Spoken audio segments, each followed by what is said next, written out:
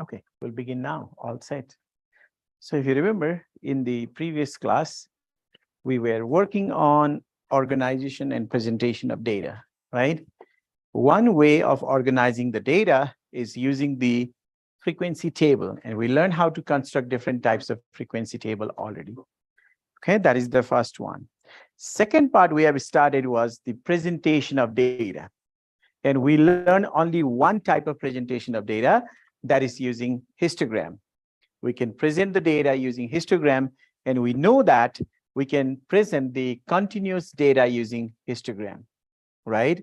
Continuous data using histogram. That's what we have done. So we are going to look at few more presentation of continuous data here using different types of graph. So the first one we are looking here is called the frequency polygon. Okay. So what we do in frequency polygon is we try to make a graph. So whenever we are making the graph, we need the x-axis and y-axis, right? Along the x-axis, we'll try to put the midpoints of the class, midpoint of the continuous class. So midpoint of the class will be along the x-axis, and we graph that against frequencies. So frequency will be in y-axis. Okay. Midpoint along the x-axis, and then frequencies along the y-axis. So here is an example. Using the frequency distribution given below, construct a frequency polygon. And whatever frequency polygon we are doing here is for the data that's continuous, right? Okay, so if you look at the data values there, we have different classes there. As you can see, the first one is 50 to 60. Then we have 60 to 70, 70 to 80, 80 to 90, and so on. What I have to do is first I need the midpoints of this one. So what is in the middle of 50 and 60? 55. So the midpoint there is 55. What will be the midpoint of next class?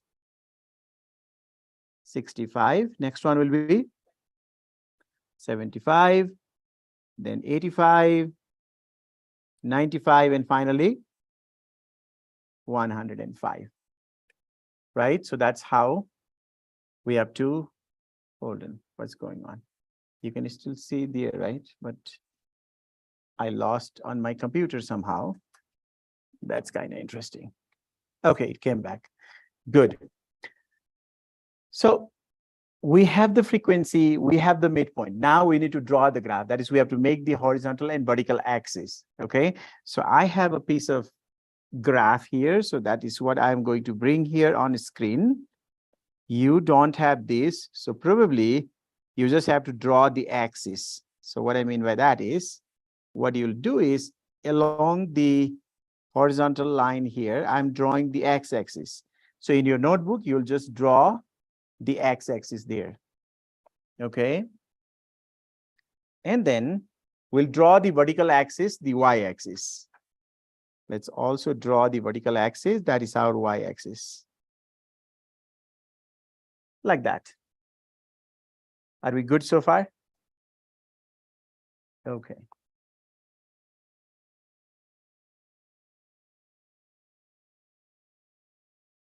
Now we need to label those midpoints.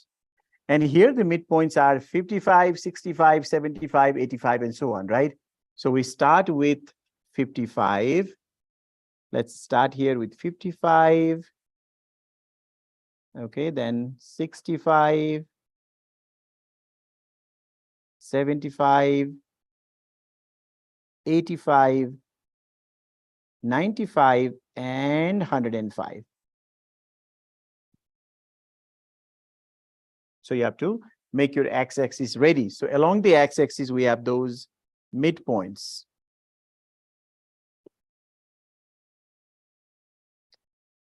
Now, along the y-axis, we need the frequencies.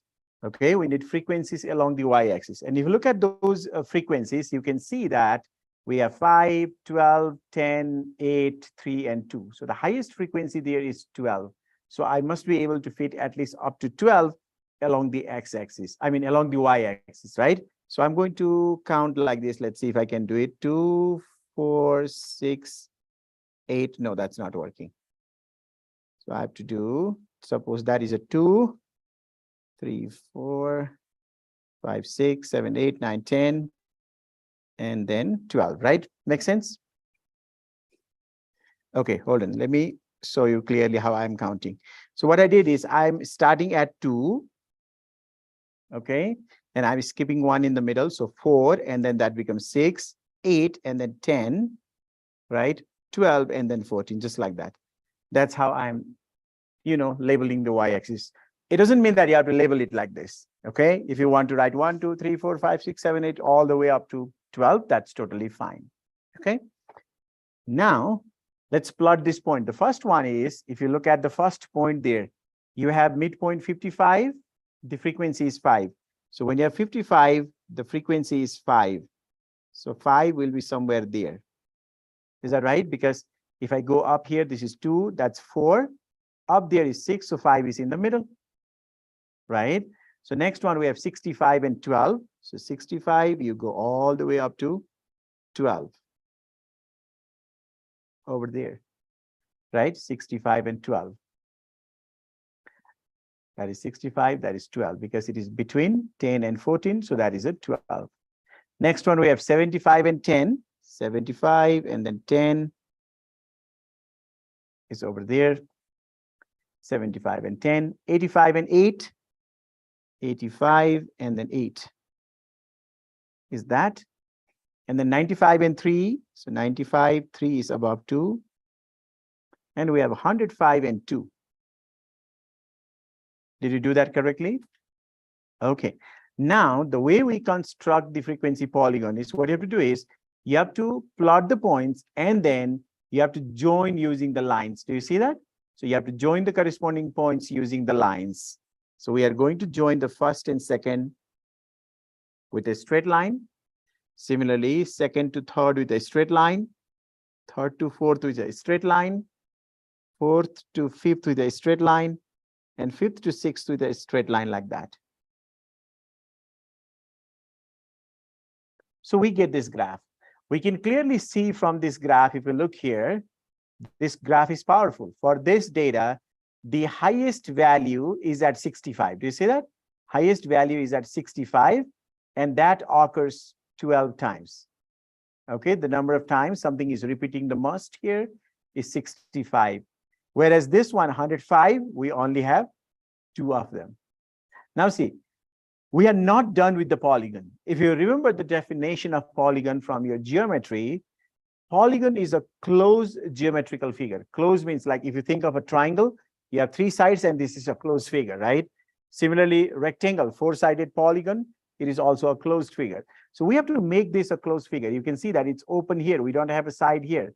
We don't have the side there. So what we basically do is, if you look at this first point, we draw a line from here to a point in front of this first number. So we join up to here where I'm pointing.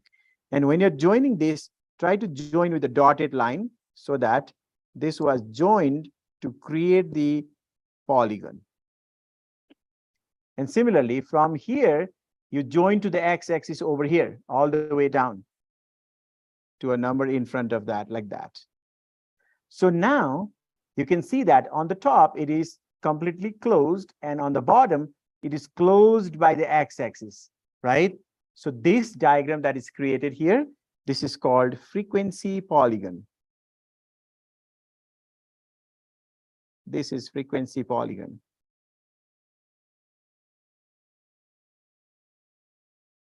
So you can see that we can easily create frequency polygon by plotting the points that is between the midpoints of the continuous class and with the frequency, okay? If we draw the graph between the midpoint of the continuous class with the frequency, the graph that is created is called the frequency polygon. Any question on frequency polygon? No question? Okay, student in the Zoom classroom, if you have question, you can unmute yourself and ask. Okay, if not, we'll move on to the last type of presentation of continuous data. The first one was histogram, right? The second one we did just now, frequency polygon. Now, the next one is going to be ogive. Okay, remember, ogive is drawn between the midpoint and cumulative frequency. In case of frequency polygon, we draw the graph between the midpoint of the continuous class and the frequency, right? Here in OSI, what we do is we draw the graph using the midpoint of the continuous class as X values and cumulative frequency as Y values. So this is the graph between midpoints, okay, midpoints and cumulative frequency. So midpoint will be your X values, cumulative frequencies will be your Y values. Okay, we draw the graph between midpoints and cumulative frequencies here. So we have the exact same data in this example.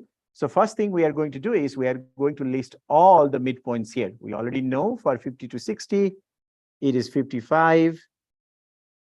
Next one was 65, then 75, 85, 95, and 105.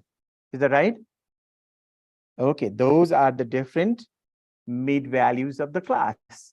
But what we need here is we need the mid values or midpoints and cumulative frequency. We have frequencies here. But if you remember from your last class, you know how to find the cumulative frequency, right? In case of cumulative frequencies, we add the frequencies. So cumulative frequency will be equal to, the first one is 5. And you can see the next one is 5 plus 12. What is that?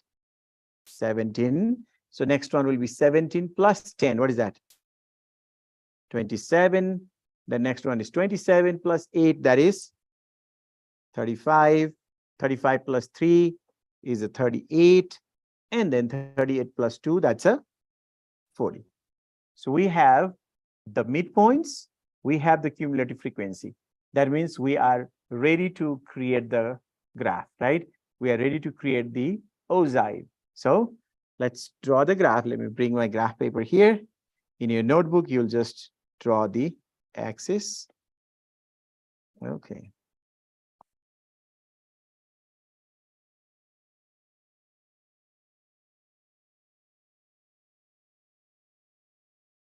I hope that will be fine. So now we draw the horizontal axis. That's called the x-axis. So just like in the previous example, I'm going to label those midpoints starting at 55.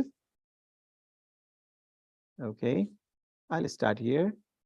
55, 65, 75, 85, 95, and 105. These are midpoints.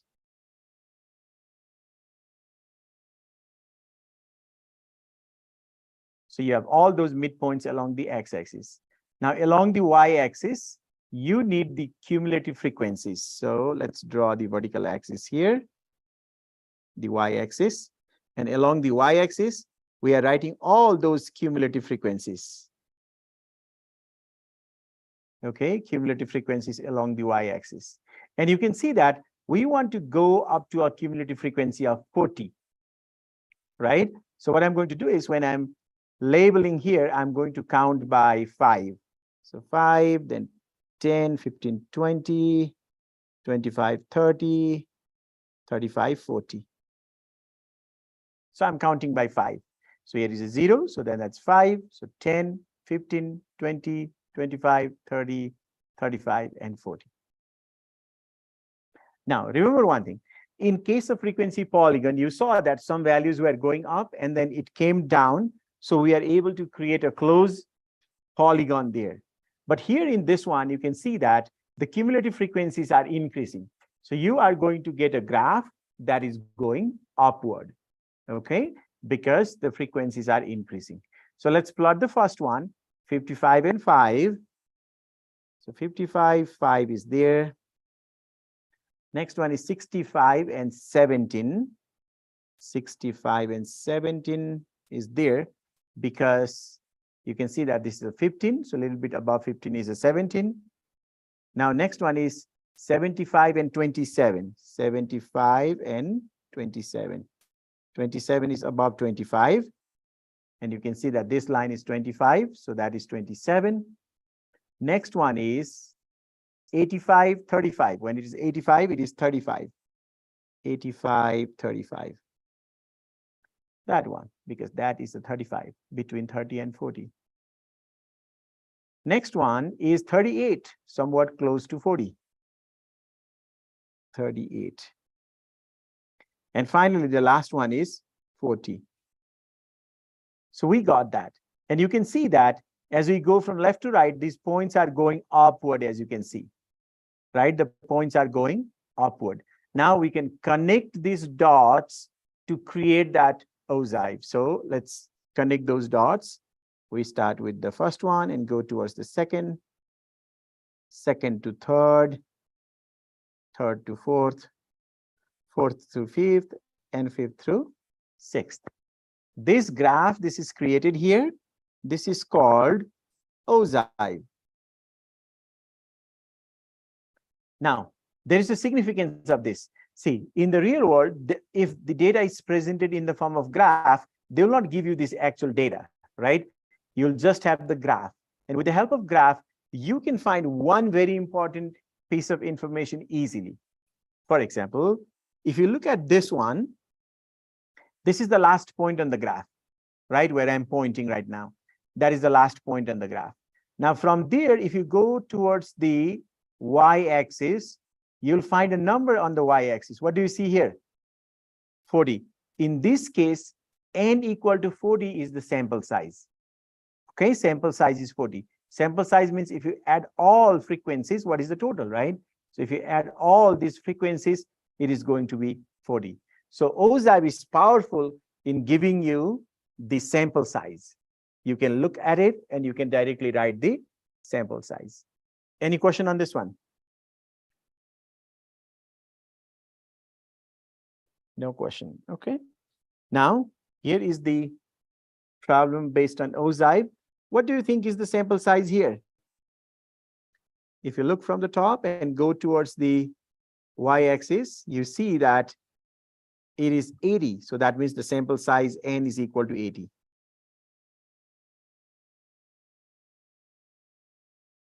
Sample size n is equal to 80. So you can directly find the sample size from ogive like that. So this is the first part of the presentation of data. Okay, in this one, we learn how to present the continuous numerical data in 3 different ways. Histogram in last class, right? And today we look at frequency polygon and ogive. But if you think of different types of data, we talk about qualitative data, that is non-numerical data, quantitative data, that's a large data, and small data. In continuous classes, we are basically talking about those large data where we have the groups, right? Now, next one we are looking at is the presentation of qualitative data, non-numerical data, or categorical data. Same thing, right? So this is for, let me write here, this is for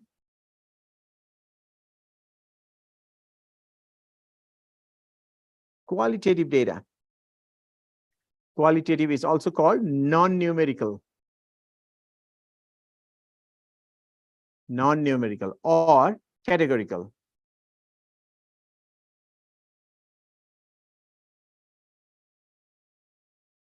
Okay, so we'll be using the bar graph to represent the qualitative, non-numerical, or categorical data. For example, in this one here, you can see the table below shows the average amount of money spent by high school seniors. And we are asked to construct a bar diagram. And if you look at the data here, you can see the data are electronics, school supply, clothing, shoes, and others. So here, there are no numbers. This is the actual data, okay? The variable here is different items. Different items are the variables, and these are the amounts they are spending. So that means because the variable is item and data is non-numerical, we can represent this using bar graph. When you look at a bar graph, sometimes it may look similar to your histogram, but there is a big difference there. Last time we worked on histogram and we say that histogram is for continuous data and the bars are connected. Remember that? In case of bar graph, the bars are not connected. Okay, in case of bar graph, the bars are not connected. They are separated. Okay, they are not together. They are separated. But in histogram, they are joined. About the height, it is the same. Whether it is in histogram, okay, whether it is in histogram or in bar graph, the height of the bar is proportional to frequency. So let's construct a bar graph here. So we have to draw the X and Y axis, but I'll bring my little graph thingy here. Okay, here is my graph.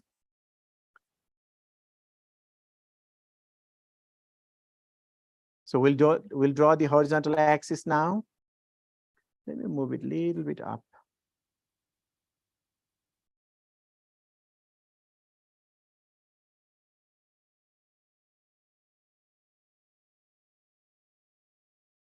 Okay, so the horizontal axis.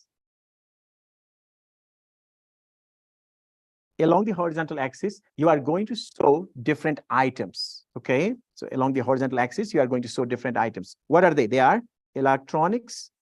I'm going to write E for electronics. For school supplies, I'm going to write SS, school supply. And then for clothing, I'm going to write CL, CL for clothing. Shoes, I'm going to write SH for shoes, and O for others. So these are the different items we have.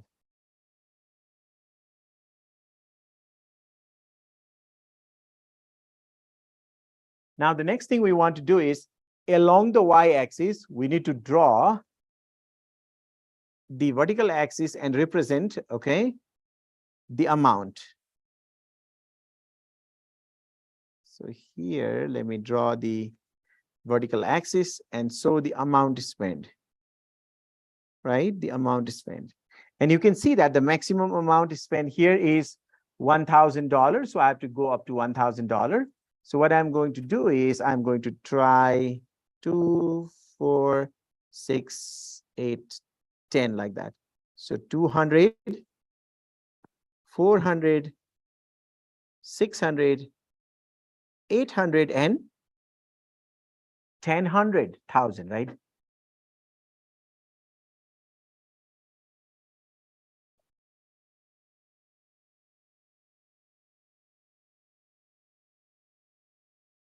Now, you know the concept already. What you have to do is you have to draw the bar for each of these, okay, based on frequency. The height will be the frequency, but the bar should not be connected because we are drawing the bar graph.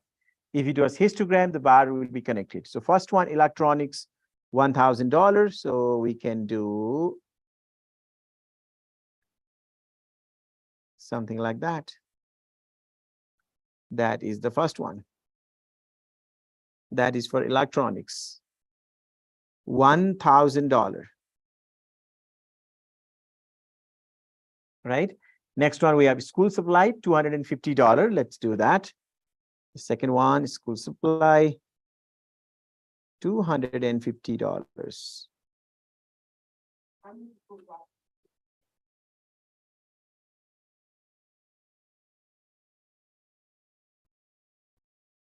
$250.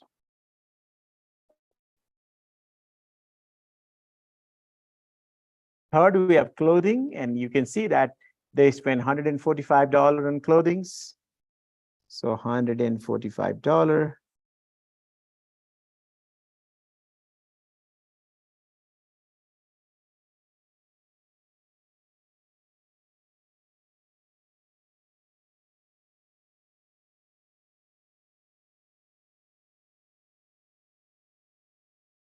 That is like 145.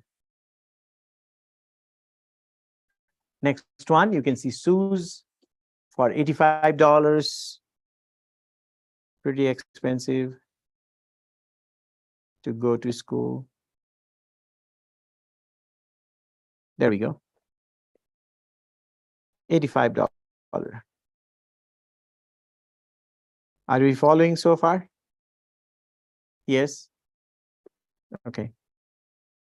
If you have a question, you can ask me. Also in the virtual classroom, if you have question, don't forget to unmute yourself and ask. Okay, now the last one, others, they spend $200.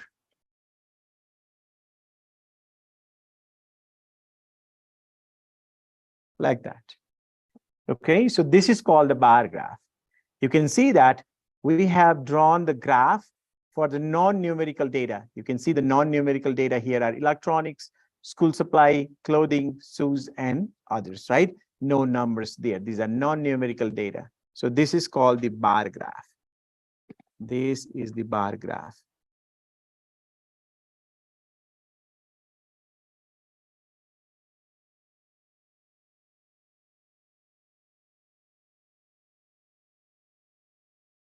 Okay, if you have question on this, let me know. No question, right? Okay. So here is one example. Please look at this and try to answer this. On which food category was the most amount spent? Student in the virtual classroom, type your answer in the chat.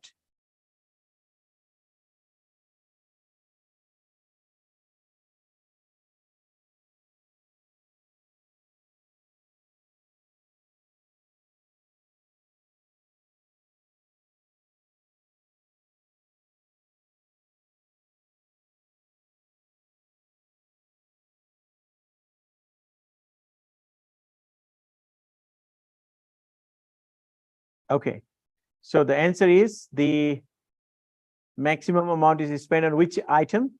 Meat, poultry, fish, and eggs, right? That is the answer to that. Our question is which item is that? And you can see that there are several there. It is meat, okay,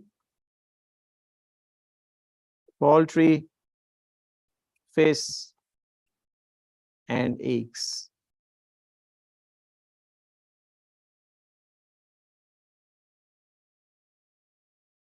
Yes. Okay, I got correct answers in the chat. That's perfect.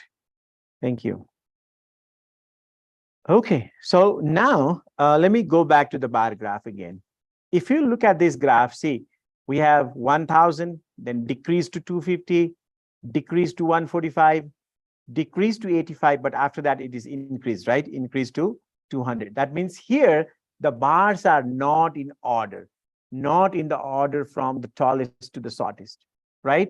If we can arrange the bars from tallest to the shortest, then we call that bar diagram a Pareto chart.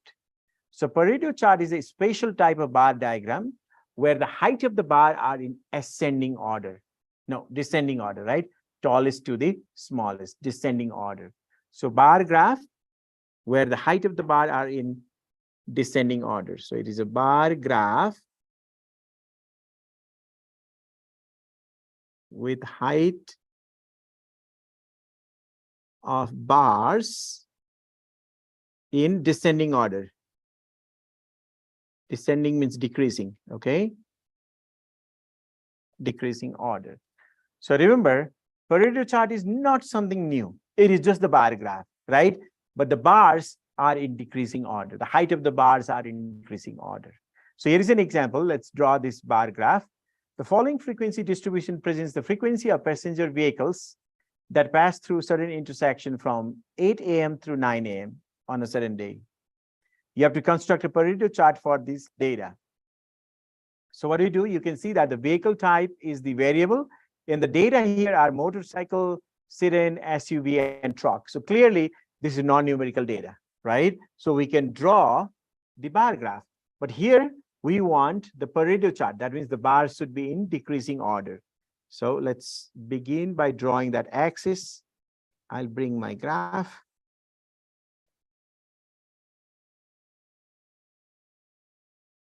Okay. I'll do it like that. And then let's draw the axis, the horizontal axis. So here we need different types of vehicle. But what we do is we have to write the vehicles in the order where we start with the largest number to the smallest number. So which type of vehicle has the largest number there? truck, right? We have truck 67. So we start with the truck. Truck. What is the next one?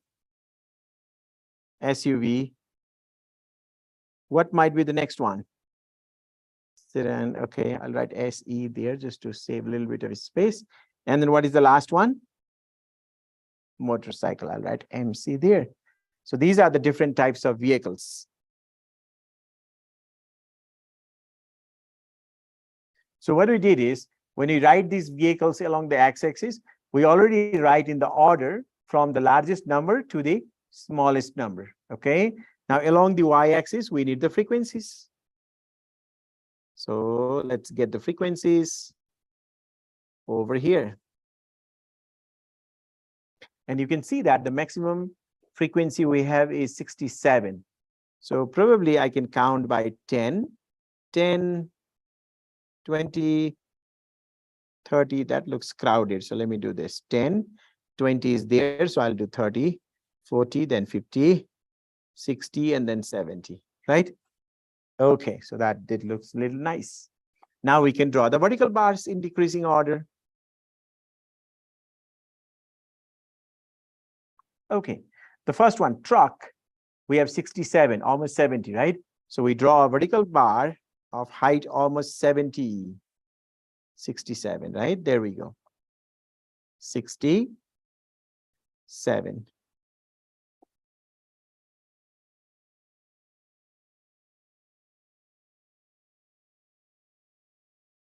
Now the next one, we have SUV, and that number is 58.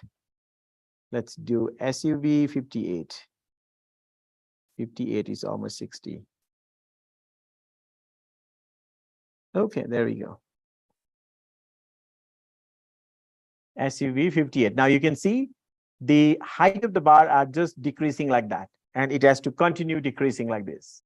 Next one, we have sedan 22. Let's do that. We have 22 there. Little bit above 20, so that is a 22. So you can see it is continuously decreasing. 67, 58, 22. The last one, motorcycle, 7 of them. So we have to draw 7 of them there. There we go. So this is the spatial type of bar graph, where the height of the bars are in decreasing order, as you can see, from the tallest to the shortest, right? They are in decreasing order. So because the height of the bars are in decreasing order, we call it Pareto chart. Okay. If you have question on Pareto chart, let me know.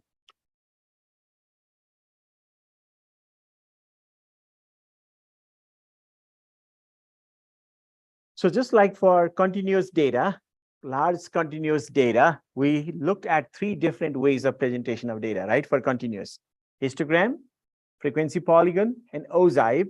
We are going to do exact same 3, not exact same, but exact number, I should say, 3 different presentation of non-numerical data. The first one, bar graph. The second one is the spatial type of bar graph. It's called the Pareto chart. And the next one we are going to look at is called the pie diagram, okay, or pie chart. So this is very, very common. You can see this in newspaper. You can see wherever you see the data, you see this pie chart, right? So we have the pie chart here. So in case of pie chart, what we basically do is it is a circular diagram, right? We need a circle. It's a circular diagram. So we need to know 2 things. If you think about the angle, total angle around a point, how many degrees is that? 360 degrees. So that is one thing, okay? Total angle in the pie chart must be 360 degrees. And we are throwing all this data into the pie chart. Everything means how many percent? 100%, right? So the total percentage should be 100. Total angle should be 360. Total percentage should be 100%. So whenever you are asked to draw the bar graph, pie chart, what you have to do is you have to find the angles, you have to find the percentage, okay? First percentage, then angle.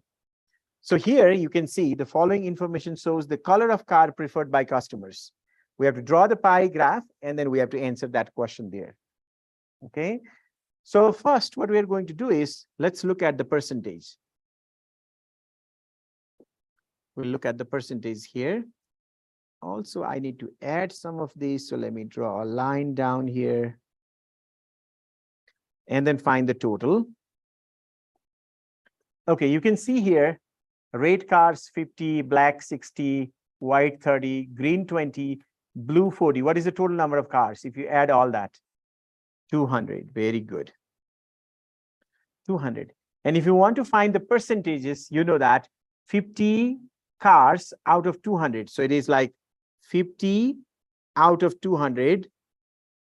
And if you want to change it to percent, you multiply by 100. What do you get? 25%. Very good. Next, we have 60 cars out of 200. 60 cars out of 200. If you want to get percentage, you multiply by 100. Then what do you get? 30%. Very good. And the next one, we have 30 cars. So 30 out of 200. 30 out of 200 multiplied to 100 to get the percentage. So what is that equal to? 15%. Okay. Next one, we have 20 cars. So 20 out of 200 multiplied to 100. And what do you get? 10%. And finally, we have 40 cars. So 40 out of 200 multiplied to 100. What do you get?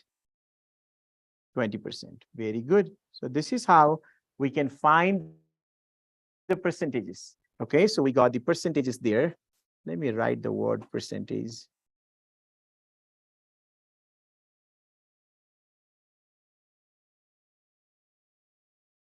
So we got the percentage there. Any question on calculation of percentage? Percent, because we are calculating per 100. That's why we have to multiply by 100. To change the fraction to percentage, if you remember, right? In order to change fraction to percentage, you have to multiply by 100.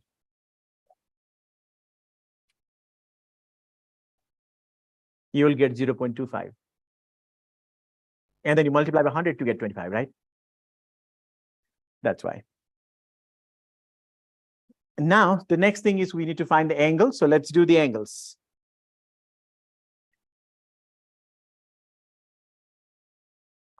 Now, see, try to understand the meaning here. Rate car, if you look here, rate cars, number 50. We have 50 rate cars. Okay. What is the percentage of rate car? 25. Now we need the angle. So the whole pie graph is divided into 360 parts. So I need the 25% of that.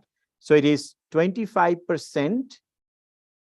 If you want to find it in decimal, so we multiply 0.25 times 360. What is that equal to? 90 degree. Okay. Next one we have is 30%, 0.30 in decimal times 360. What do we get? 108. Very good. Next one we have 15%, 0.15 times 360. What is that equal to? 54, right? And the next one is 10%, 0.10 times 360. That is equal to 36 degree. And finally, we have 20%, 0.20 times 360 equal to how many degrees? 72 degrees.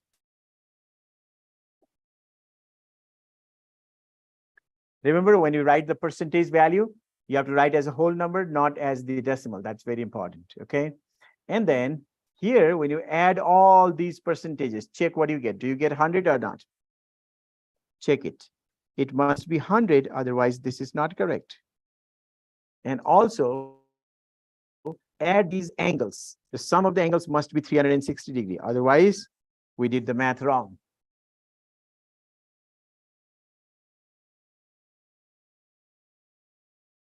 So one more time, in order to create the pie graph or pie chart, what you have to do is you have to, okay, you have to find the percentages and you have to find the angles. Okay, those are the two things. And once you have all these things ready, you can start drawing the pie graph. So let's draw the pie chart. That is a circular diagram. So we draw a circle first. Draw a circle and locate its center.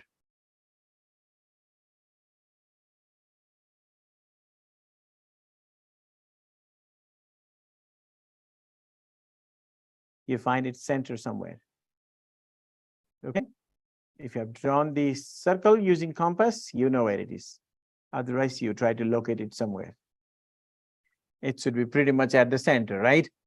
Okay, now let's try to represent this. See, let's try to do the red one first. Red car is 25% or 90. 25% means 1/4 of a circle, right? And that is 90 degrees. So basically what you can do is we can show 1/4 of the circle, or you can just draw a 90-degree angle there. Do you see that? That's a 90 degree, right? That is red. That is red. And this one is 25%. Red cars, 25%. You want to beautify that using red color there? Feel free to do so. Make it look beautiful. This is the only beautiful I can make. Lazy man, right?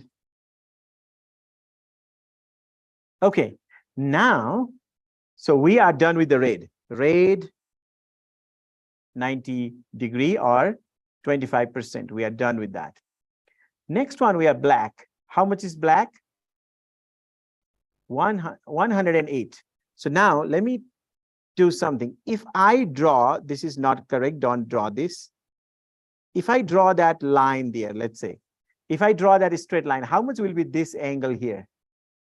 90 degree. But do I need 90 degree or more than 90? 180. That means it should be a little bit more than that. It should come a little bit below that, right? So it should be a little bit below that. So let me draw that. Little bit below that. So that is 108 degree, or that is for black. So this is for black. And the percentage for black is 30%.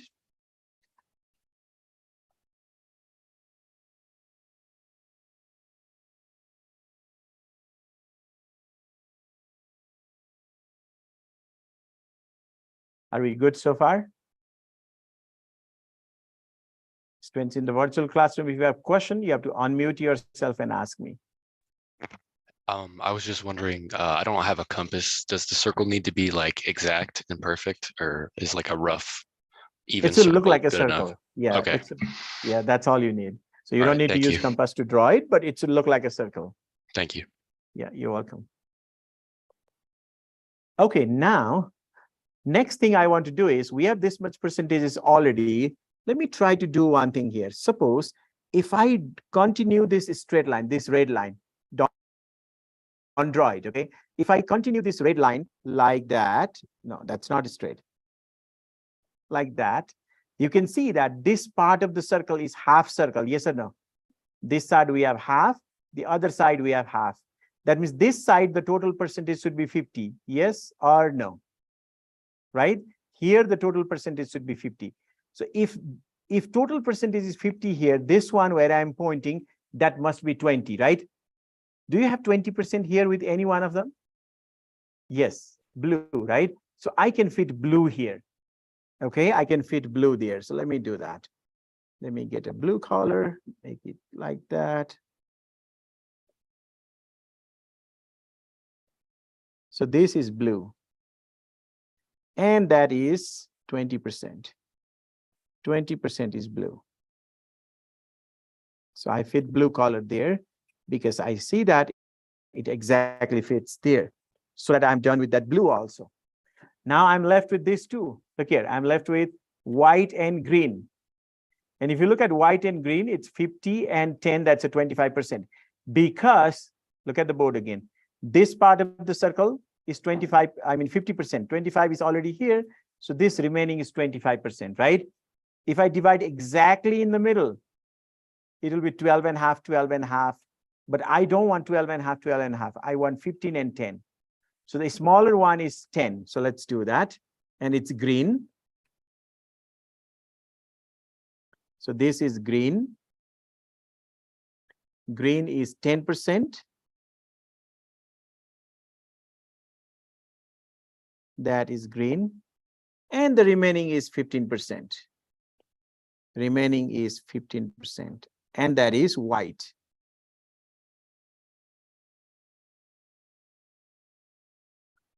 Okay, remaining is 50%, 15%, and that is what. So this is how we can create the pie chart.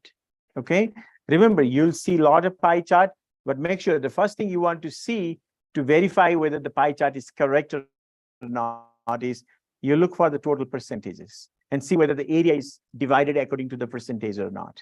Okay, then only the pie chart will be the correct pie chart.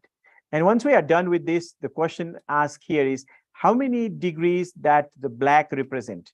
You can see here, black represent how many degrees here? 108. So that is the answer for that part. Black represents 108 degrees.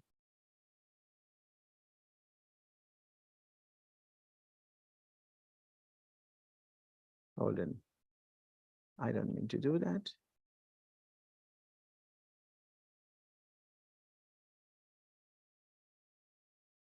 Okay.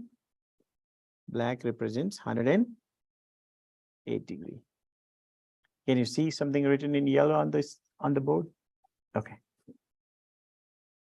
I know that in the virtual classroom, you can see it easily, but here on the board, sometimes it is difficult. Okay, any question on pie chart, how we draw this?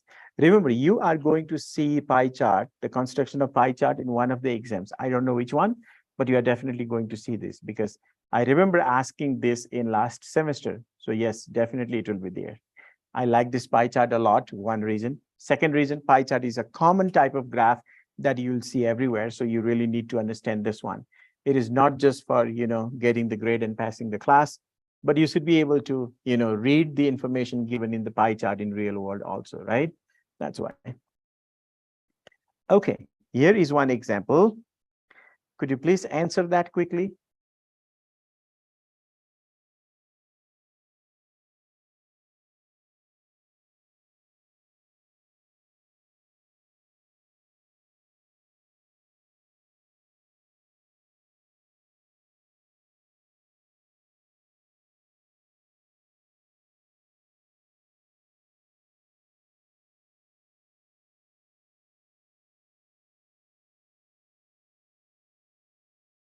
We want the percentage spent on food, okay? Food, housing, and utilities. What did we get? A total. Strength in, okay, that's right, 66.3. So food is 22.1%, right? Housing is 29.5%. Plus utilities is 14.7%. So total, you said how much? 66.3%. Right? So we can easily read the pie chart and do that. But remember, if you're asked to check whether the pie chart is correct or not, basically you look at these percentage values, add them together and see whether it is 100% or not. Okay. Great. So that is the, that's all about the presentation of non-numerical data. We look at three different ways, right? Using the bar graph or a special type of bar graph, Pareto chart and the pie chart. Now, the only thing remaining is the small numerical data. Okay, if we have a numerical data and the size of the data is small, how we are going to represent that or how we are going to present that data? We'll be presenting that type of data using stem and leaf plot. So that is the last one.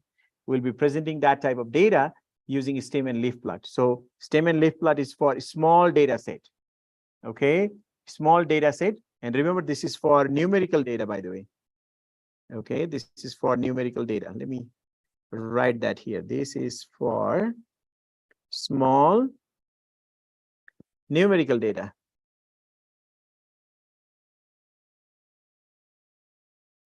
Numerical data. So a small data set. And this will also be used to visualize the distribution. When you say visualization of the distribution, we mean to say that by looking at the stem and leaf plot, you'll be able to tell whether the data is skewed in any direction. Okay, skewed left, skewed right, or it is normal. We can say that. And what we do is, while creating the stem and leaf plot, we draw our vertical line in the middle. I have all that explanation there, but I'm just explaining here quickly.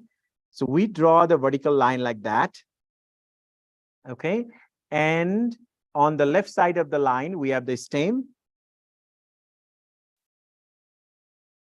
And on the other side, we'll have the leaf. We'll have the leaf. Okay. We'll have stem before that line, and after that line, we have the leaf. For example, if we look at number 23, the last digit here, look carefully. The last digit is the leaf. So what is the leaf here? 3. 3 is the leaf. So what is the stem? 2. So that's how we write 23. 2, 3, 23. Okay. And then if you look at this number, 432. 432. One more time. The last digit is the leaf. What is the leaf here? 2. So what is the stem? 43. Okay. So this one, if you see 2 and 3, meaning of that is a 23. If you do 4, 3 here, and then a vertical line and 2, that is 432. So the key here is, while writing 23, how we write? We write 2 and then 3. Okay, 23. Or for 432, we write 43, then vertical line and then 2. Make sense? Okay. So this is just the explanation on how we can actually create the stem and leaf plot, but we are going to look at the example now so that it will be more clear. Okay, here we have the data. In an introductory statistics class at CCA, 10 students scored the following score in midterm exam. Actually, I collected this data from one of the midterm exams. Okay, I used the random sampling technique. There is a weird thing about this. In this exam, there were students who failed the test, but my sampling was not able to pick those students who failed. Look at that, right? I have the student with C, B, and A. Okay, here we want to create the stem and leaf plot. So how we can create the stem and leaf plot? One more time, as I told you before, we try to draw our vertical line. Just like here, you can see. Okay, we draw the vertical line. We write the stem on one side, leaf on the other side. So stem here, leaf on that side. But you can see here for these two data, for these two data, the stem is the same, right? 7. Do you see that? 7 is the stem. Leaf, we have 6 and 8. So we can write together like that. So 76, 7, 6, 76. Then we have 78, 7, and then 8, 78. Okay. Now we have another set of students, 1, 2, 3, 4 students who scored in 80. That means for all these students, the stem is 8. And what are the leaves? 0, 3, 8 repeating, right? There are 2 of them, 8, 8.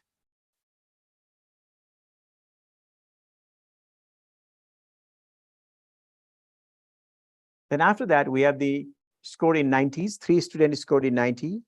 So for all of them, the stem is 9 and the leaf is 0, 2, 4. 0, 2, 4. And finally, we have 100. So the last digit is the leaf and the other 2 are stem, 1, 0. So this one is the stem and leaf plot. Okay. So for small data, we can create the graph like this. It's called a stem and leaf plot. Now, one thing to note here, I told you in the previous slide, we can use the stem and leaf plot to visualize the distribution, right? You don't have to do this, but look here. We have the numbers like 7, 8, 9, and 10 here, right? Do you see that? 7, 8, 9, 10. And 7, we have 2 of them. We have 2, 7. So I can put the dots like that to show 2, 7. And then we have 3 numbers in 80s. So 1, 2, 3 numbers in 80s. In 90s, we have 3 of them again. 1, 3 or 4 in 80s, 4, right? 4 in 80s, 1, 2, 3, 4. And in 90s, we have 3 of them, 1, 2, 3. And then in 100, so that's in 10, we just have 1. So now if you want to look at the shape of the distribution, We go to the tallest one here. This side, we have little less data. This side, we have little more data. Do you see that? Yes or no? So clearly you can see that we have little more data on the right. Meaning of that is this distribution is slightly right skewed. Okay. So I can say slightly right skewed.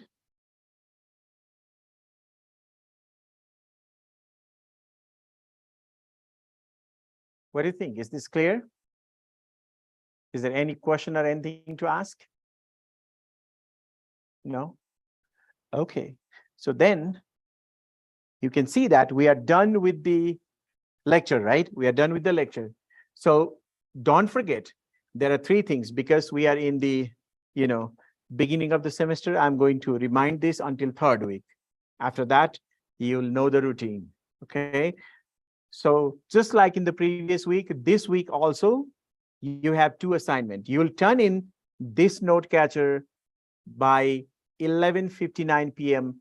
tomorrow. Okay, that is the first thing. Second thing, you'll complete your mastery exercise by 11:59 p.m. on Saturday.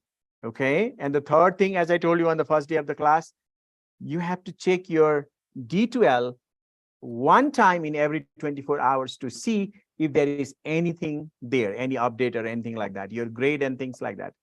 I realize that. I know this because I told you on the first day, you download that, D2L app, right? Which is the Pulse app. Some of you have done, some of you have not. So when you receive 0, you don't know you got 0 or not. Okay. So you need to download that app, sign in so that you'll be able to get that information instantly.